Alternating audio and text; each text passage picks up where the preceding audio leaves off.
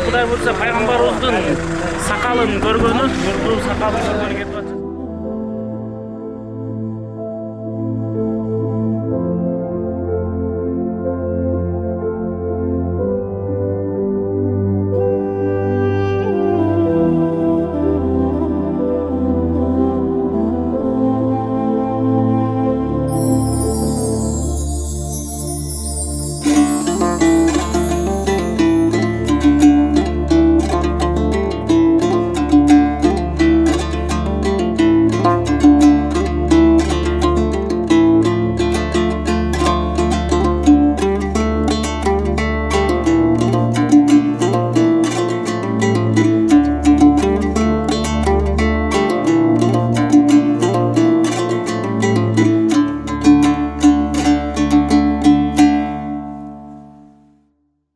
Bismillahirrahmanirrahim. Elhamdülillahi Rabbil alemin.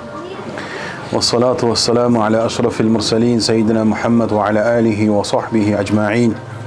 Allahümme salli ala seyyidina ve mevlana Muhammedin ve ala alihi ve sahbihi ecma'in. Azırkı bu yerge kelgen ziyaratımızın İslam dininde ordu öte çoğun. Biz жашообузда Кудайдын буйругун аткарууда ошол буйруктарды биздин арабыздан бирөөнү көрсөтүп берсин деп Аллах Таала пайгамбар жиберген. Ар бир доордо ошондой болгон. Ошол жиберген пайгамбарлардын эң акыркысы бул Мухаммад саллаллаху алейхи ва саллям болгон. Бул киши ошол жашоосунда ушунчалык ырайымдуулугу, мээримдүүлүгү, боорукерлиги ушунчалык үммөтүнө болгон күчтүү болгондуктан аны сүйбөгөн киши болгон эмес. Керек болсо душмандары дагы төгөрөгүнөн корккондугунан гана четтенип турбаса, Расулулла саллаллаху алейхи ва салламды аябай жакшы көрүшкөн. Пайгамбарыбызды көргөнгө куштар болушкан. Пайгамбарыбызды көрүп калсам экен деп дүйнөнүн ар бурчунан сапар тартып келген мусулмандар болгон.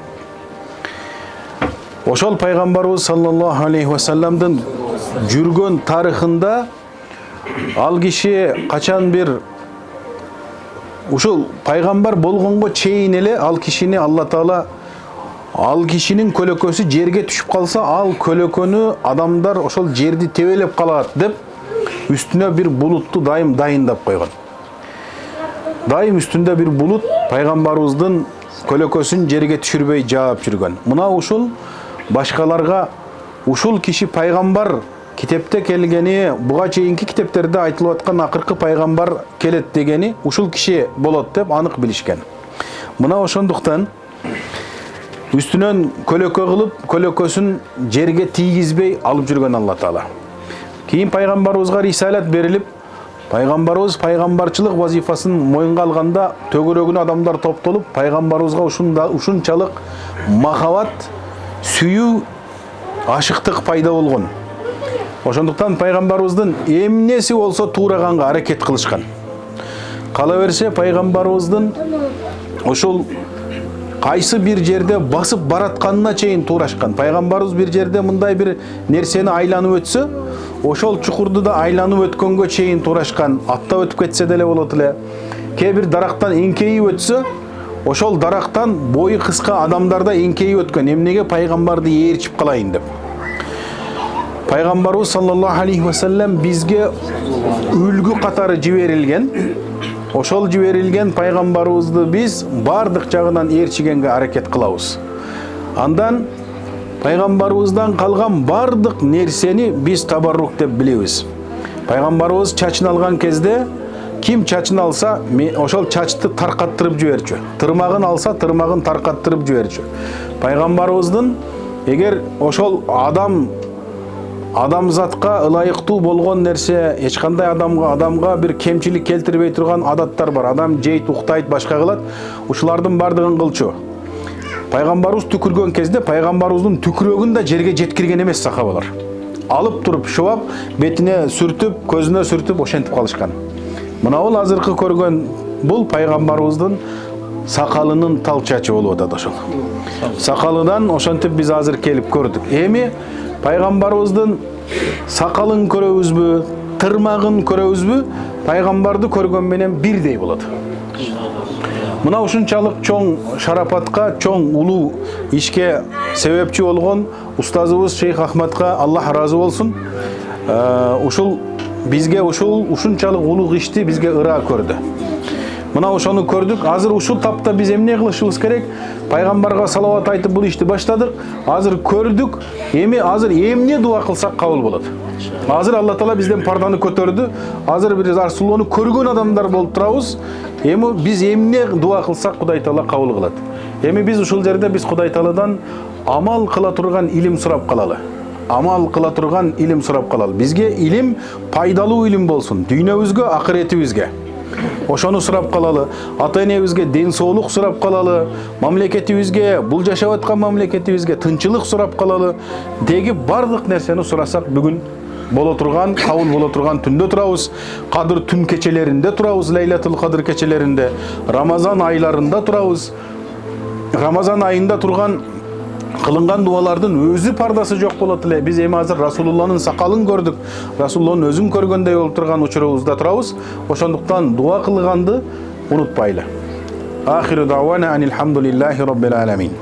أعوذ بالله من الشيطان الرجيم بسم الله الرحمن الرحيم والصلاة والسلام على سر الله الساري في هياكل الموجودات ورسوله المؤيد منه بالآيات وآله وسلم واعطنا الخير ودفع عنا الشر ونجنا واشفنا يا رب العالمين. ثم أما بعد، إن مما أكرمنا الله به سبحانه وتعالى هو نيلنا قسط من بركته صلى الله عليه وسلم. ورسول الله صلى الله عليه وسلم أي جزء تعلق بحضرته صلى الله عليه وسلم فهو مبارك، ففيه بركة سيدنا رسول الله صلى الله عليه وسلم. فكان سيدنا خالد بن الوليد رضوان الله عليه في عمامته شعرة من شعر رسول الله صلى الله عليه وسلم بها ينتصر إذا دخل الحروب. هكذا أخبرتنا كتب السنن وأخبرنا لسان التاريخ. وإذا كان الله سبحانه وتعالى بسم الله الرحمن الرحيم الحمد لله رب العالمين والصلاة والسلام على أشرف الأنبياء والمرسلين اللهم صل على محمد وعلى آله وأصحابه أجمعين أما بعد. Allah Taala meni urmattap, sıylap kılgan nerselerden deyip bul kişi uşul Peygamberimiz sallallahu aleyhi ve sellem'den bölüklerden bir bölük mağa nasip kıldı deydi. Peygamberimiz sallallahu aleyhi ve sellem'den kaysı bir bölügü bir insanda bo'la turgan bo'lsa, qaysi bir kiyimi bo'lsin, je bo'lsa saqali bo'lsin, je chachi bo'lsin, bir insanda bo'la turgan bo'lsa, al odamda o'sha payg'ambarimizning berekasi bo'ladi deydi. O'shanday Xolid bin Valid radhiyallohu anhu sahabiy ulug' sahobalardan yana biror so'g'ishda jengilmagan sahaba aytilib жатат. Ушул жерде payg'ambarimiz sallallohu alayhi vasallamdan sellasida payg'ambarimizning bir kishine bir chach qolgan ekan. O'shondiqdan qaysi yerga so'g'ishga kira turgan bo'lsa, o'shol so'g'ishda jengib chiqqan ekan. O'sha payg'ambarimizning chachining berekasidan.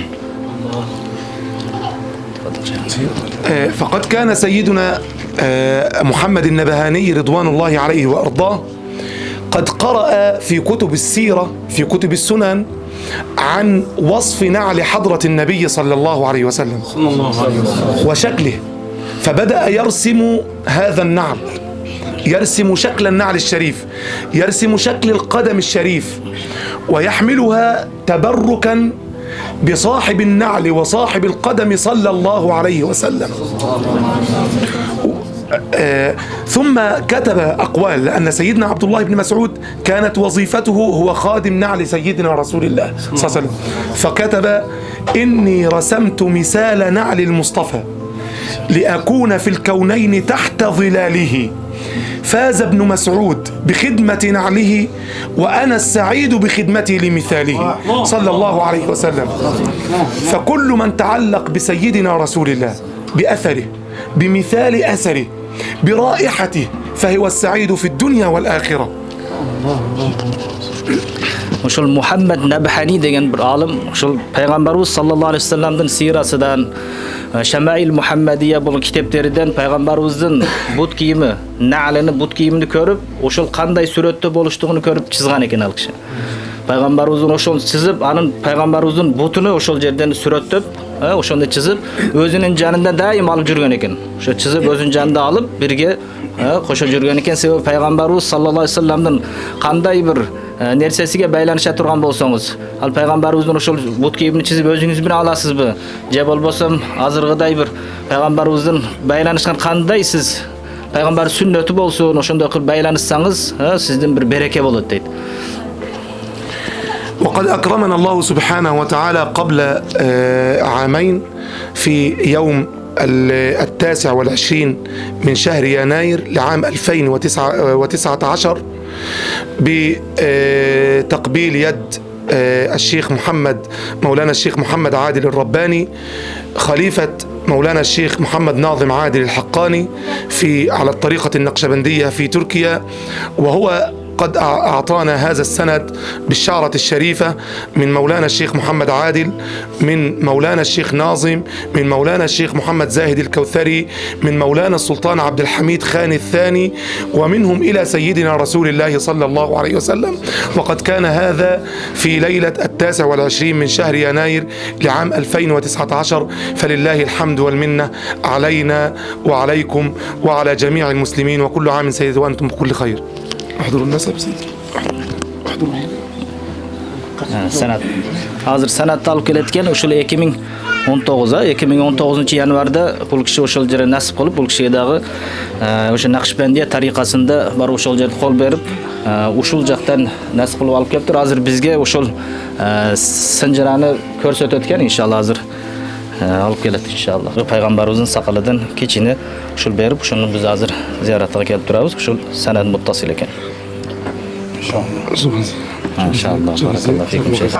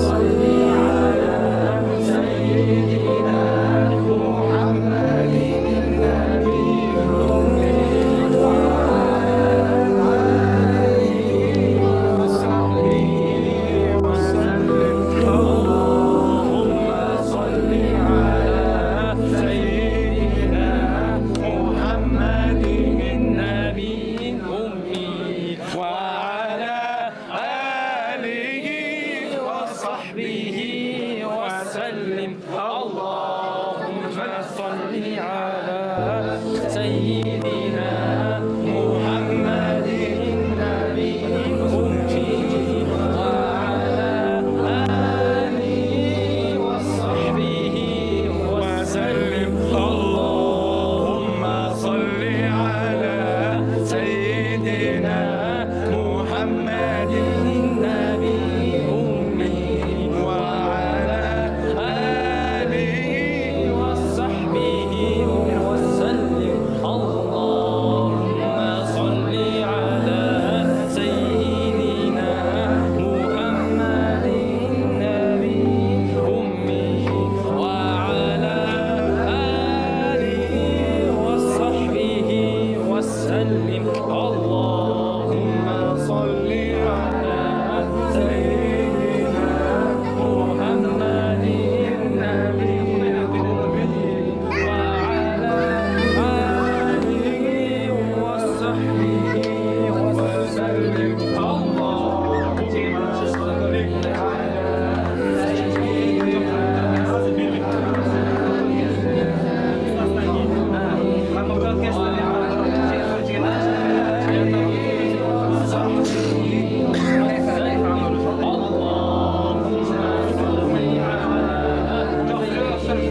وسلم. اللهم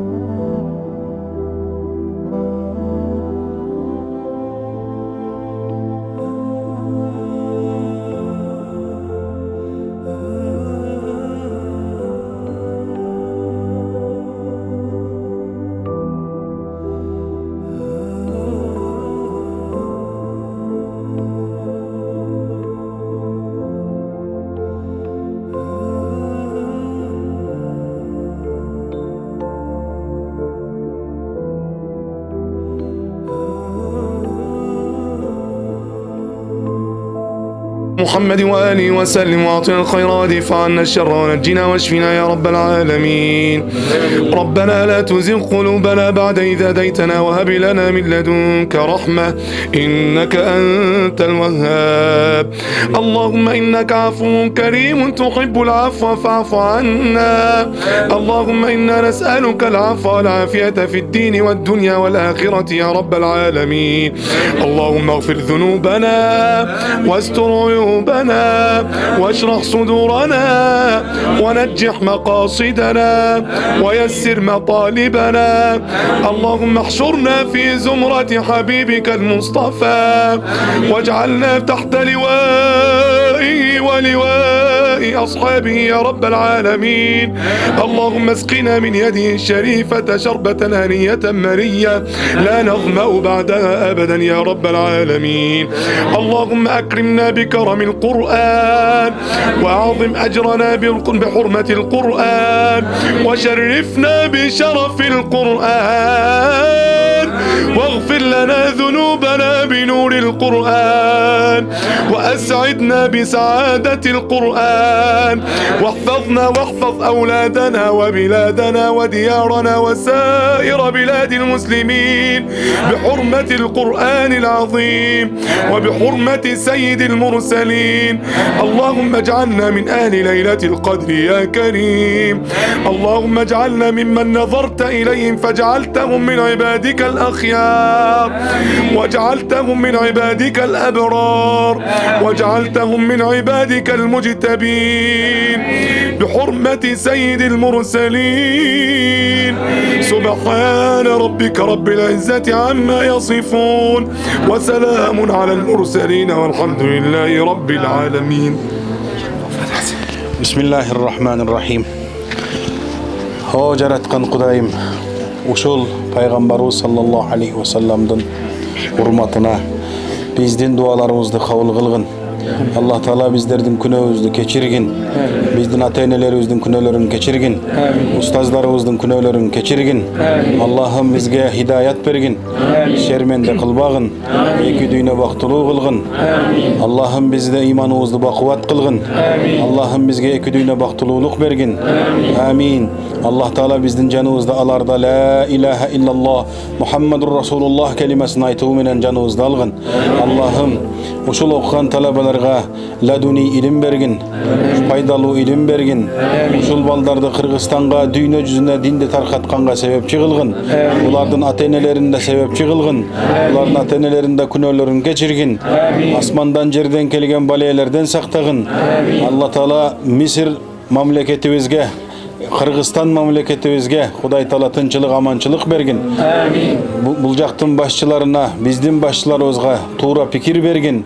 Din İslamga nusrat bergin. Musulmanlarga nusrat bergin. Dünya yüzünde kıynalıp жатқан musulmanlarga özüň jardam bergin. Kadir keçesine bizde tuş kılgın.